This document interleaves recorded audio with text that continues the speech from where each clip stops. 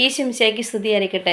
നിങ്ങളെ ആരെങ്കിലും തകർക്കാൻ ശ്രമിക്കുന്നുണ്ടോ? പ്രത്യേകിച്ച് നിങ്ങളുടെ കുടുംബക്കാർ, നിങ്ങളുടെ കൂട്ടുകാർ, നിങ്ങളുടെ കൂടെ പിറന്ന സഹോദരങ്ങൾ നിങ്ങളെ ഇല്ലാതാക്കാൻ നോക്കുന്നുണ്ടോ?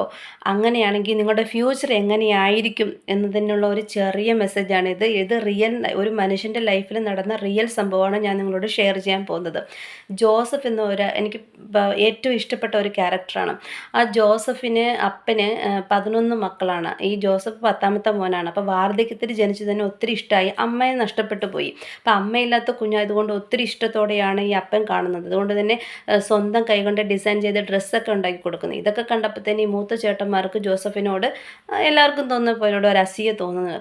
അപ്പോൾ അങ്ങനെ അസൂയ തോന്നുന്ന ഒരു സമയത്താണ് ഈ എരിയുന്ന തീയിൽ എണ്ണ ഒഴിക്കത്തില്ലേ, അതുപോലെ ജോസഫ് ഒരു സ്വപ്നം കാണുന്നു. അത് കണ്ട സ്വപ്നം മിണ്ടാതിരുന്നു കൂടെ, അല്ലെങ്കിൽ അപ്പന് മാത്രം പറഞ്ഞാൽ മതിയായിരുന്നു. പക്ഷേ ഇയാൾ എന്ത് ചെയ്തു? എല്ലാവരെയും വിളിച്ചു കൂട്ടി പറയും, അതെ ഞാനൊരു സ്വപ്നം കണ്ടു. ഞാൻ പാടത്തിങ്ങനെ കറ്റ കെട്ടിക്കൊണ്ടിരുന്ന സമയത്ത് പെട്ടെന്ന് എൻ്റെ കറ്റ മാത്രം എഴുന്നേറ്റ് നിന്നു. ബാക്കി നിങ്ങളുള്ള കറ്റയൊക്കെ എൻ്റെ കറ്റയെ താണു വണങ്ങി ഇങ്ങനെ ഇരിക്കുമായിരുന്നു. ഇത് കേട്ടപ്പോൾ തന്നെ അവർക്ക് ദേഷ്യം കയറി. അവരെന്ത് പറയുന്നു? അതിൻ്റെ അർത്ഥം നീ ഞങ്ങളെയൊക്കെ ഭരിക്കാൻ പോവുകയാണോ എന്ന രീതിയിൽ അവർ അത് ആ രീതിയിൽ എടുത്തുകൊണ്ട് പോയി.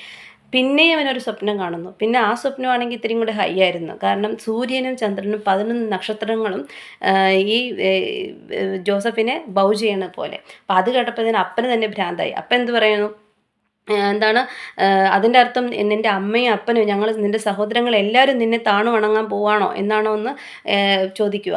അപ്പോൾ ഇത് കേട്ടപ്പോഴത്തേന് ജോസഫിനൊന്നും മനസ്സിലാണ്. കണ്ട സ്വപ്നം പറഞ്ഞെന്ന് മാത്രമേ ഉള്ളൂ എന്ന രീതിയിൽ ജോസഫ് നടക്കുകയാണ്.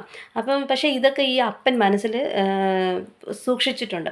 അപ്പോൾ ഇവരുടെ ജോലി, ഈ മക്കളുടെ ജോലി എന്ന് പറയുന്നത് ആട് മേയ്ക്കുന്നതാണ്. അപ്പോൾ ഇവർ ആട് മേയ്ക്കാൻ വേണ്ടി ദൂര രാജ്യങ്ങളിൽ വിദൂര സ്ഥലത്തൊക്കെ പോകും. അപ്പോൾ ഈ ജോസഫ് അന്ന് വീട്ടിലുണ്ടായിരുന്നു. അപ്പോൾ ഒരു ദിവസം ഈ ജോസഫിനെ വിളിച്ച് ഈ അപ്പം പറയുന്നുണ്ട്, ചേട്ടന്മാരൊക്കെ ഇങ്ങനെ പോയിട്ടുണ്ടല്ലോ, അപ്പോൾ പോയി അന്വേഷിച്ചിട്ടോ അവരൊക്കെ സുഖമാണോ, ആടൊക്കെ എങ്ങനെയാണ് മേയ്ക്കുന്നൊക്കെ അന്വേഷിച്ചിട്ട് നീ തിരിച്ചു വരാൻ പറയുന്നു. അപ്പം അങ്ങനെ ഇവൻ ഈ സഹോദരങ്ങളെ അന്വേഷിച്ചിട്ട് പോവുകയാണ്. അങ്ങനെ പോകുന്ന സമയത്ത് ദൂരെ വെച്ച് തന്നെ ഈ ചേട്ടന്മാരൊക്കെ കാണുന്നുണ്ട്. ഒരു അനിയനും ഉണ്ട് കേട്ടോ ജോസഫിന്. അപ്പോൾ ഇവരിങ്ങനെ കാണുന്നുണ്ട്. എങ്ങനെയെങ്കിലും ഇതേ സ്വപ്നക്കാരൻ വരുന്നു, ഇവനെ കൊല്ലണം എന്ന രീതിയിൽ കാരണം അവരുടെ മനസ്സിൽ അസൂയ അത്രമാത്രമായി.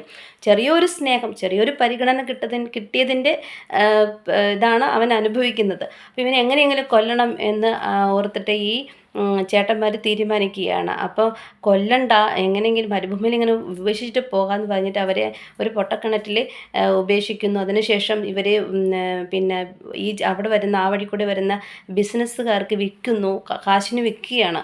എന്നിട്ട് ഇവരെന്ത് ചെയ്യുന്നറിയാവോ? ഇവൻ്റെ വസ്ത്രങ്ങളൊക്കെ അടിച്ച് കീറിയിട്ടുണ്ടായിരുന്നു. അപ്പോൾ ആ വസ്ത്രത്തിൽ ഒരു ആടിനെ കൊന്നിട്ട് അതിൻ്റെ ബ്ലഡ് ഇങ്ങനെ തെളിച്ചിട്ട് അപ്പൻ്റെ അടുത്ത് പോയി പറയുവാണ്, ഇത് നിൻ്റെ മോൻ്റെ വസ്ത്രമാണോ എന്ന് നോക്ക്, കാരണം ഞങ്ങൾ കണ്ടെത്തിയതാണ്, ചിലപ്പോൾ കാട്ടുമൃഗം അവനെ അടിച്ചു കൊന്നിട്ടുണ്ട് എന്ന രീതിയിൽ പറയുവാണ്. അപ്പോൾ ഇത് കേട്ടപ്പോൾ തന്നെ അപ്പന് ഭയങ്കര സങ്കടമായി, കരയുവാണ്.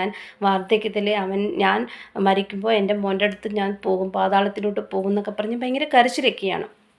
ഇങ്ങനെ കടന്നു പോകുന്നു. പക്ഷെ ജോസഫിൻ്റെ ലൈഫിൽ വേറൊരു ടേണിംഗ് പോയിന്റ് വരുന്നുണ്ട്. അപ്പോൾ അയാൾ വിറ്റ ആൾക്കാരുണ്ടല്ലോ, അവർ പിന്നെ അവിടുത്തെ രാജാവിൻ്റെ ഒരു കാവൽ ഭടൻ്റെ നമ്മൾ ജനറൽ എന്ന് പറയത്തില്ല, ആർമി ജനറൽ എന്ന് പറയത്തില്ലേ, മേജർ. അപ്പോൾ അവർക്കാണ് കൈമാറുന്നത്. അപ്പോൾ ജോസഫ് അവിടെ പോകുമ്പോൾ ജോസഫിൻ്റെ ക്യാരക്ടർ അയാൾക്ക് ഇഷ്ടപ്പെടുന്നുണ്ട്. അങ്ങനെ ജോസഫ് അയാളെ കൂടെ വീട്ടിൽ തന്നെ നിർത്തുകയാണ്. പക്ഷേ അവിടെ ഒരു ട്വിസ്റ്റ് ഉണ്ട്. ഈ മേജറിൻ്റെ അല്ലെങ്കിൽ ഈ ആർമി ഹെഡിൻ്റെ വൈഫിന് ഈ ജോസഫിനോട് ഒരു സ്നേഹം തോന്നുന്നു. പക്ഷെ അത് വഴങ്ങിക്കൊടുക്കാത്തത് കൊണ്ട് ജോസഫിൻ്റെ പുറത്ത് പിന്നെ ഒരു തെറ്റായ ഒരു ആരോപണം ഉണ്ടാക്കി അവനെ പ്രിസണിലിടുകയാണ്, ജയിലിൽ പോവുകയാണ്. അവിടെ വെച്ച് ഈ ജോസഫിന് തമ്പുരാൻ കൊടുത്ത ഒരു കഴിവുണ്ടല്ലോ, ഈ സ്വപ്നങ്ങളൊക്കെ ഇൻ്റർപ്രറ്റ് ചെയ്യാനായിട്ടുള്ള ഒരു കഴിവ് കൊടുത്തിട്ടുണ്ട്.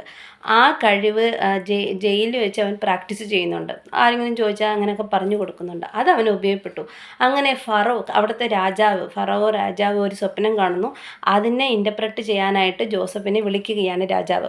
അങ്ങനെ വിളിക്കുമ്പോൾ തന്നെ ജോസഫ് പറയുന്നുണ്ട്, അവിടെ വരുന്ന സമൃദ്ധിയെക്കുറിച്ചും ക്ഷാമത്തെക്കുറിച്ചും പറയുന്നുണ്ട്. അപ്പോൾ അതിനൊരു സൊല്യൂഷനും പറഞ്ഞു കൊടുക്കുന്നുണ്ട്. അപ്പോൾ ഈ ക്ഷാമത്തെ നമ്മൾ ഫേസ് ചെയ്യണമെങ്കിൽ സമൃദ്ധിയുടെ സമയത്ത് ധാന്യങ്ങളൊക്കെ ശേഖരിച്ച് നമ്മുടെ ഭണ്ഡാരത്തിൽ സൂക്ഷിക്കുകയാണെങ്കിൽ നമുക്ക് ക്ഷാമത്തിൻ്റെ സമയത്ത് നമ്മുടെ രാജ്യത്തിൽ ക്ഷാമം ഉണ്ടാകാതെ എല്ലാവരും ഭക്ഷണം കഴിച്ചിരിക്കും എന്ന് പറയുന്നുണ്ട്.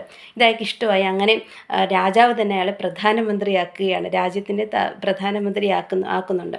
ആ സമയത്താണ് ഈ സഹോദരങ്ങളും അപ്പനും എല്ലാവരും ക്ഷാമത്തിലാകുന്നത്. അപ്പം അവൻ പറഞ്ഞു, ലോകം മുഴുവനും ക്ഷാമമാണ്. അപ്പോൾ ഇവിടെ മാത്രം ഈജിപ്ത് എന്ന് പറയുന്ന ഒരു സ്ഥലത്ത് മാത്രമാണ് ജോസഫ് ഭരിക്കുന്ന സ്ഥലത്ത് മാത്രമാണ് ഭക്ഷണമുള്ളത്. അപ്പോൾ എല്ലാവരും ധാന്യങ്ങൾ മേടിക്കാനായിട്ട് അവിടെ പോകുമ്പോൾ നിങ്ങളും പോയി മേടിക്കുന്ന അപ്പം പറഞ്ഞു വിടുകയാണ്. അപ്പോൾ അങ്ങനെ പറഞ്ഞ് 3-4 പ്രാവശ്യം വരുന്നു. അപ്പോൾ അങ്ങനെ ഒരു അവസാന ഘട്ടത്തിൽ ജോസഫ് തിരിച്ചറിയുന്നുണ്ട് ഇത് തൻ്റെ ബ്രദേഴ്സാണ്, തൻ്റെ അപ്പൻ ജീവിച്ചിരിപ്പുണ്ടെന്നൊക്കെ അറിയുമ്പോൾ അവരുടെ മുമ്പിൽ വെളിപ്പെടുത്തുകയാണ്. പൊട്ടിക്കരഞ്ഞാണ് വെളിപ്പെടുത്തുന്നത്. അപ്പോൾ റിവീൽ ചെയ്യുന്ന സമയത്ത് അതൊരു മനോഹരമായ കാഴ്ചയായിരുന്നു. പക്ഷേ ആ സമയത്ത് ജോസഫ് ഒരു കാര്യം പറയുന്നുണ്ട്, നിങ്ങൾ എന്നെ വിറ്റെന്നോ അല്ലെങ്കിൽ എന്നെ ഇല്ലാതാക്കാൻ നോക്കിയെന്ന് ഓർത്ത് നിങ്ങൾ വിഷമിക്കേണ്ട. കാരണം നിങ്ങളുടെ ജീവൻ, നിങ്ങളുടെ സന്തതികളുടെയൊക്കെ ജീവൻ നിലനിർത്താൻ വേണ്ടിയാണ് ദൈവം നിങ്ങൾക്ക് മുമ്പ് എന്നെ ഇവിടെ അയച്ചത്. അതിന് നിങ്ങളൊരു നിമിത്തമായെന്നേ ഉള്ളൂ എന്ന് പറയുന്നു. അവൻ അപ്പോൾ ഇവിടെ സംഭവിച്ചത് അവൻ്റെ സ്വപ്നങ്ങളുടെ ഒരു റിയൽ ഇവിടെ കാണുന്നില്ലേ നമുക്ക്. അവൻ്റെ മുമ്പിൽ അവരെല്ലാവരും വണങ്ങി നിൽക്കുകയാണ് അല്ലേ. അവൻ ഭരണാധിപനായിട്ട് നിൽക്കുന്നു, അവരുടെ മുമ്പിൽ ഇവൻ ധാന്യം മേടിക്കാൻ ഇവരൊക്കെ പോകുന്നുണ്ട്. നമ്മുടെ ലൈഫിൽ ഇങ്ങനെയാണ്. നമ്മളെ ഇല്ലാതാക്കാൻ ആരൊക്കെ ശ്രമിക്കുന്നുണ്ടോ, നമ്മുടെ കൂടെ ദൈവം ഉണ്ടെങ്കിൽ, നമുക്ക് സത്യസന്ധമായിട്ടുള്ള ഒരു മനസ്സുണ്ടെങ്കിൽ, നമ്മുടെ എഫേർട്ട്, നമുക്ക് തമ്പുരാൻ തന്ന കഴിവിനെ നമ്മളെ വളർത്താൻ നമ്മൾ ശ്രമിക്കുന്നുണ്ടെങ്കിൽ ഈ ലോകത്ത് നമ്മൾ ആര് എന്ത് വിചാരിച്ചാലും അവരുടെ മുന്നിൽ തമ്പുരാൻ നമ്മളെ ഉയർത്തിപ്പിടിക്കും. അതുകൊണ്ടാണ് കഴിഞ്ഞ പ്രാവശ്യം ഞാൻ പറഞ്ഞതുപോലെ കഷ്ടതയുടെ അപ്പവും ക്ലേശത്തിൻ്റെ ജലവും തന്നാലും നിൻ്റെ ഗുരുവിൻ്റെ നയനങ്ങൾ നിന്നിൽ നിന്നും മറഞ്ഞിരിക്കുകയില്ല. അപ്പം നിങ്ങളുടെ ഫ്യൂച്ചർ, ഇപ്പോൾ കഷ്ടപ്പെട്ട് കഴിയുന്നവർ, ഒറ്റപ്പെട്ട് കഴിയുന്നവർ, കൂടെ പിറന്ന സഹോദരങ്ങളാൽ തന്നെ തിരസ്കരിക്കപ്പെട്ട് കഴിയുന്നവർക്ക് ദൈവം തരുന്ന ഒരു വാഗ്ദാനമാണ്, ദൈവത്തെ മാത്രം ആശ്രയിക്കുക, ദൈവത്തിൽ മാത്രം ആശ്രയിക്കുക. ഒപ്പം ദൈവം നിങ്ങൾക്ക് തന്ന കഴിവ്, നിങ്ങളുടെ എഫേർട്ട്, ഈ നൊമ്പരങ്ങളും വേദനകളും എല്ലാം നിങ്ങൾ തമ്പുരാന് മുമ്പിൽ സമർപ്പിച്ചുകൊണ്ട് ജീവിക്കുക. ദൈവം അത് അനുഗ്രഹമാക്കി മാറ്റും. അപ്പോഴും ജോസഫ് തനിക്കെതിരെ തിന്മ ചെയ്യുന്നവരെ, തൻ്റെ ജീവനെ തന്നെ നശിപ്പിക്കാൻ ശ്രമിച്ചവർക്ക് പകരം കൊടുക്കുന്നത് എങ്ങനെയാണ്? ജീവൻ കൊടുക്കുകയാണ്. അവരുടെ ക്ഷാമം നീങ്ങാൻ വേണ്ടി, ജീവൻ നിലനിർത്താൻ വേണ്ടി ധാന്യം കൊടുക്കുകയാണ്. അപ്പം നമ്മുടെ ജീവൻ ആക്കുവാൻ ശ്രമിക്കുന്നവർക്ക് നമ്മൾ ജീവൻ കൊടുക്കുന്ന ഒരു ഉപകരണമാക്കി തമ്പുരാൻ നമ്മളെ മാറ്റും. അതുകൊണ്ട് ജോസഫ് എന്നുള്ള ഒരു വ്യക്തി ആയിരിക്കട്ടെ നിങ്ങളിപ്പോൾ അനുഭവിക്കുന്ന ഓരോ സങ്കടങ്ങളുടെയും തിരസ്കരണങ്ങളുടെയും ദുഃഖങ്ങളുടെയും പരാജയത്തിൻ്റെയും അവഗണനകളുടെയും ഒക്കെ മാതൃക. അദ്ദേഹത്തെ പോലെ നമ്മുടെ ലൈഫിൽ ഒരു ഫ്യൂച്ചറുണ്ട്.